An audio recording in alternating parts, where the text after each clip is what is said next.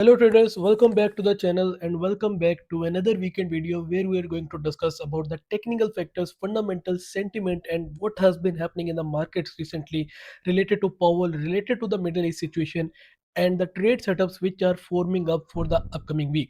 I am currently in a few trades as well on oil, on gold and on copper, and I will show you about them as well, the reasoning behind them and what I'm expecting for them going into the next few days and weeks. So without any further ado, let's just start. First of all, talking about the recent headlines which we got over the weekend and a little before the weekend. Trump said over the weekend, a little before the market close, that he is sending Witkoff and Kushner to Pakistan for talks with the Iranian foreign minister. Okay, now this was the kind of the optimism which came in the markets right before the market close, and based on that optimism we saw some type of a profit taking move in oil.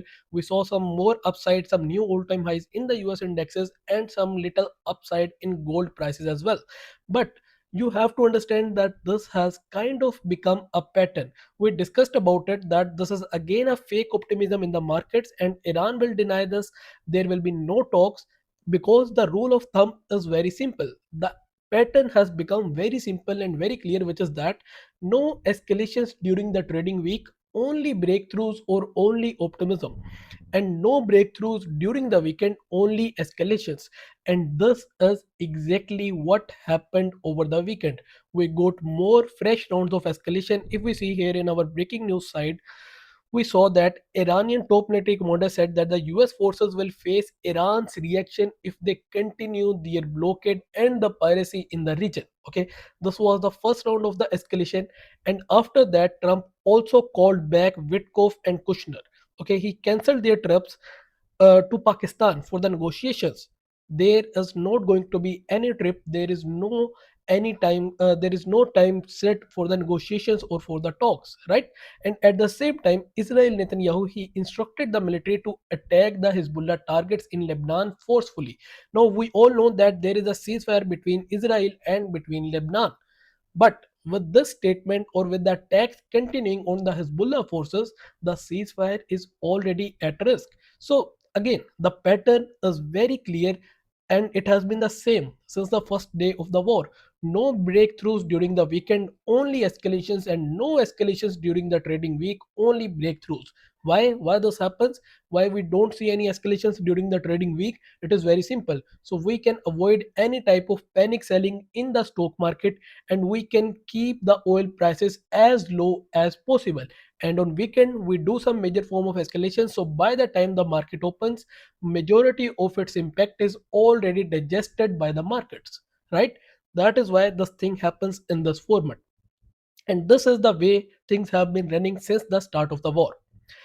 No, this was the overall picture which have shaped up overall since the weekend, and the markets are already reacting. If we see the weekend oil on the hyperliquid chart of MRKT, we can see oil prices they closed around somewhere like the $94 per barrel level, but right now they are already trading higher around the $95.5 per barrel level, with our target sitting around the $105 per barrel level. Why? Because of again the escalations. We still have a double blockade in the Strait of Hormuz, right? We still have supply disruption fears. We still have no timing for the upcoming talks, right? All of the optimism is fake, and it continuously gets denied by the Iranian party or by the Pakistanis or by the Americans, right? That's why we still have the supply disruption fears. We still have a double blockade. We are still seeing ceasefire violations. We are still fearful that the war can restart again. That's why oil prices remain elevated. And based on this very fact, I took a long trade on oil and I'm currently in it. Here you can see I bought oil around maybe I guess on Thursday or Wednesday, something like that. I booked some of my partials around here. And overall, for my first targets, I am targeting around the supply area around 102.4. Overall, I remain bullish on oil, and again because of the same fact that we still have the escalations, we still have ceasefire violations, and we still don't have any date for the talks, right? We still have all of this, and we still have supply disruption fears. We still have a double blockade of the Strait of Hormuz, one by the Iranian Navy and second by the US Navy. We are still seeing threats from one party to the another, to the other, and from the other party to the one, right? threats are going back and forth still, right? Based on all of those facts, I am still long on oil and I am still expecting higher prices going into the next few days and next few weeks. Overall, even if oil pulls back, based on again some type of a fake optimism going into the next week, I will still remain a buyer as long as something drastically does not change. As long as we don't see a deal confirmation, a sealed deal between the Iranians and between the Americans, which will be confirmed by both sides, meaning by the Americans and by the Iranians. As long as we don't have any scenario like this, I will remain bullish on oil. Like, and every day will be a buying opportunity for me. Now, the second trade in which I am in as of now is some sells on gold. Now, overall, since the last year, I have been, to be very honest, I have been very bullish on gold and I have been continuously buying it. And to be very honest, since I believe 2023, I have caught most of the upside momentum on gold. Okay, I have been rarely bearish on gold, but right now, as of now, with the current picture which is being formed in the financial markets, I am leaning a bit on the bearish side on gold, and obviously, due to that, I have taken some shorts on gold as well. But just to make it very clear that it is only a short term bias. In the medium term or in the long term, I still remain very bullish on gold. I will explain that why in the short term I am leaning a bit on the bearish side on gold. See, if we head over to our MRKT terminal and if we see first gold, right? If we see the weekend gold, the hyper liquid gold, we can see the impact of the current escalations and all of that stuff on gold over the weekend. And we can see gold is also trading a bit lower than its closing price over the weekend, right? Gold is also trading a bit lower around the 4705. It made a low around 4590 something like that. Oh, sorry, 4690 something like that. Right now it has pulled back a little bit, but overall it is still expected to open with a gap down. And the reasoning is going to be very simple.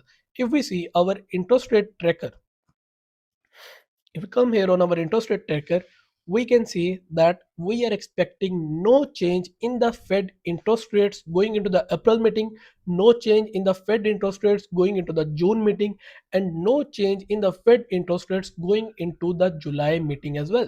Okay, and if we want to see more of a broader picture, we can come on the CME Fed Watch tool, and if right, and at the same time we have major exposure to the long side by the hedge funds as well.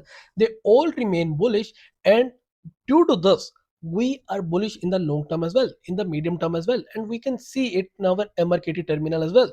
Right now we are a bit bearish on gold on the higher time frame as well, obviously because of the controlled correction which we are seeing. But what can flip this bias? This bias can be flipped by continued central bank buying, which we are seeing. The macro trend, the macro bull trend is still active, right? We are seeing continued central bank purchases amid the uncertainty.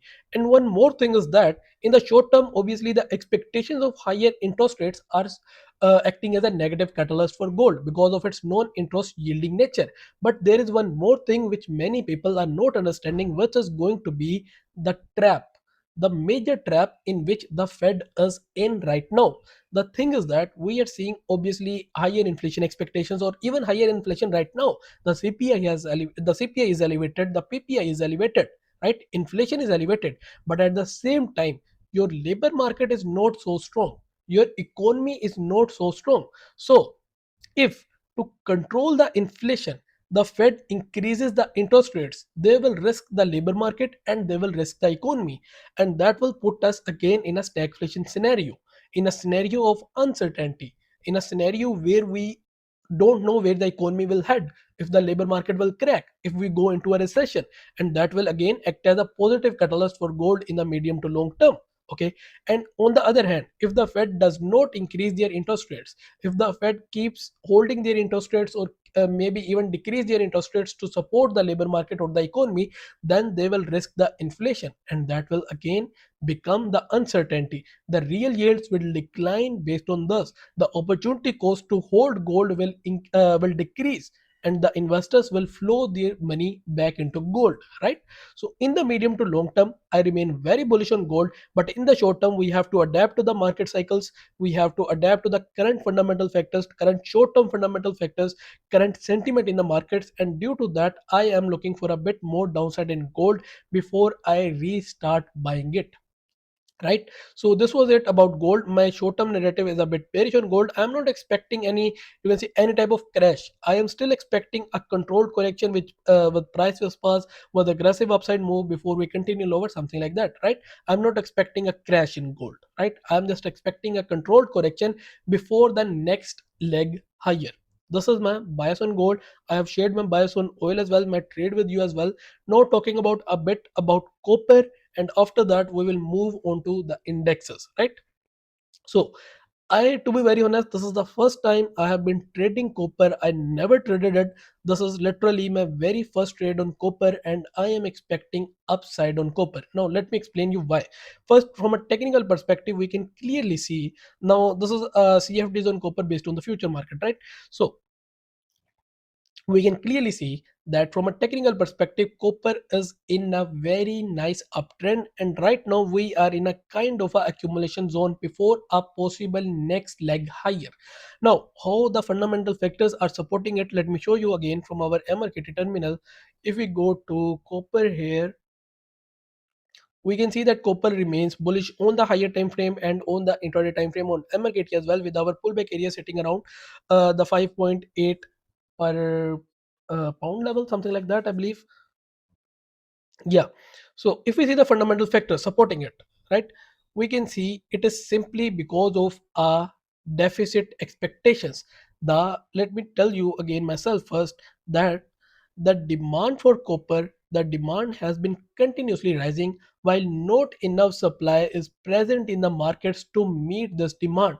We are expecting a deficit in 2026, and we are expecting continued deficit going into the next few years, into 2030, even into 2040, right?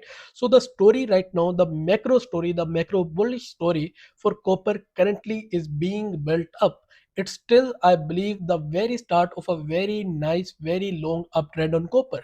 That's why, other than an investment, I still believe copper can provide very beautiful bullish day trades and even swing trades as well. If we see from our MRKT terminal, we can see that the copper inventories, they are declining to multi-year lows, and global manufacturing activity in expansion. We can see more here that global mine production growth has been slowed, and Chinese buyer demand revival with inventory drawdown. So again, the same stuff, that we are expecting a deficit. The supply is not there to meet the demand right now, which is present in the markets, and demand is expected to continue rising while not enough supply is present to meet this demand. And this is again a simple economics principle. If the demand is higher than the supply, then the prices will rise, considering that all other factors remain constant, right? And based on the simple principle from the economics, I have bought copper, and we can see the quote report for copper as well, the positioning of hedge funds. If we go on our quote report section, we can see the quote report for copper as well.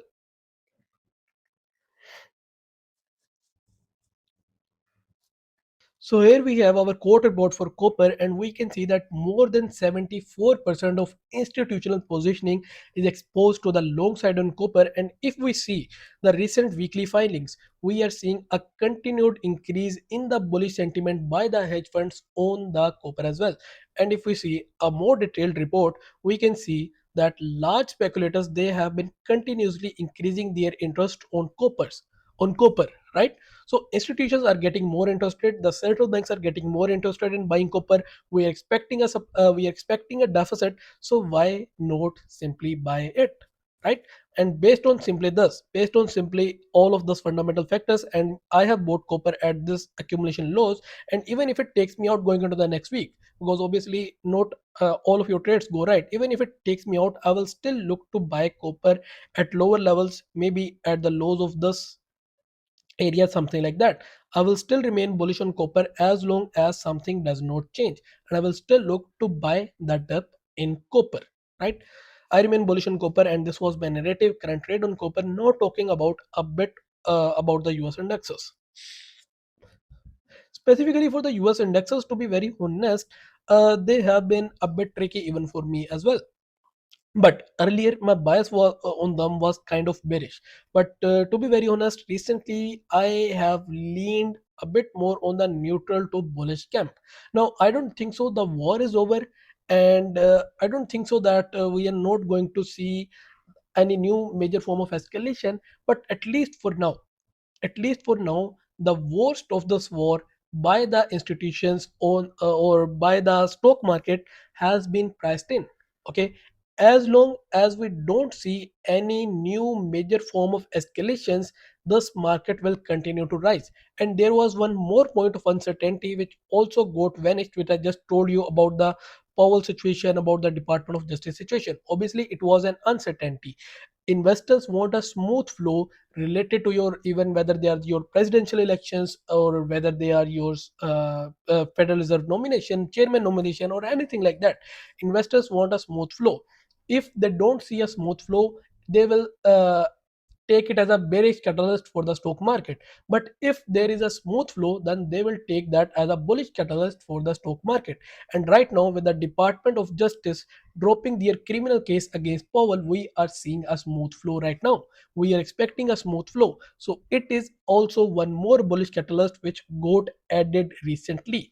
Again, with the war situation, obviously elevated oil prices, higher inflation expectations, they can hurt the stock market a little bit. But the matter of fact is that this market is very bullish right now. The matter of fact is that the indexes like the SPX or the Nasdaq, they include big companies, billions or trillions of dollars of companies, right? They don't care about higher interest rates for longer, as long as they don't see a aggressive hike in interest rates. If it is a controlled hike in interest rates, or if they are just you can say higher interest rates for longer, but at a nominal rate, at a normal rate, then they don't care about it, because these companies care very less about higher borrowing cost. They are not like the smaller companies which are included in the Russell. They are big mega companies, and they care very less about the higher interest rates, as long as obviously we are not in an aggressive rate hike cycle, or as long as we don't have any major type of uncertainty in the financial markets, right? So based on all of the fact, based on the fact that we are not seeing any new major form of escalation, based on the fact that the uncertainty related to the upcoming Federal Reserve chairman nomination, or the uncertainty related to the Department of Justice case against the Powell, they are not present in the markets anymore. Based on all of those facts, I am leaning now a bit neutral to bullish on the stock market, right? Why I'm not totally bullish, I will show you. Based on the AI investor sentiment survey, we can see that majority of the participants, they were continuously bearish on the stock market in the last few weeks. But recently the majority of the participants have turned bullish, and mainly they are the crowd which you don't want to follow. They are the retail investors, right? And to be very honest, personally I don't like to follow the crowd, I don't like to join the crowd. That's why currently, as of now, I will like to see a bit of a dip, a bit of a quick profit taking move in the US indexes before I look for buys. Maybe I am eyeing the currently 70 60, 70 80s level, or even the previous all time highs around the 69 80s or 70 20s level before I look for buys. So, overall, in the short term, right now, as of now at least, if the current factors remain, if we don't see any new major form of escalations, then I am looking for any type of dips to buy and to join the rally, right? And obviously, again, if you see any new major form of escalation, maybe in the form of, you can say, ground invasion, or maybe in the form of nuclear threats, or maybe in the form of it turning into a regional war, like more countries like the NATO, or some countries independently like the France, Germany, they joining the war directly. As long as something like that does not happen, I will remain bullish. But if you see any new major form of escalations like the one which I just explained, then I will step back, right? Then I will step back on this market. For now, as of now, based on the current factors, I am looking going into the next week for a quick dip. And if I see that a quick profit taking move to take out the late buyers, to take out the FOMO buyers, to take out the retail traders, and once we have that, then I will look to buy that dip and join the rally, targeting possibly the 7280, 7300 psychological areas, right? So this is my plan on the US indexes. Currently, I'm long on copper and oil, and I'm short on gold. These are my current rates, and This was pretty much it for this video. If you have any questions, you can ask in the comment section, and if you want to try out the tool which I have been using, I will drop its link in the description. And if you want to join our public Telegram where we share our trade ideas, trade updates, macro updates, something like that, then you can join that as well. I will drop its link in that description as well. This was pretty much it. Make sure you hit the like button and the subscribe button, as it simply helps us with the algorithm.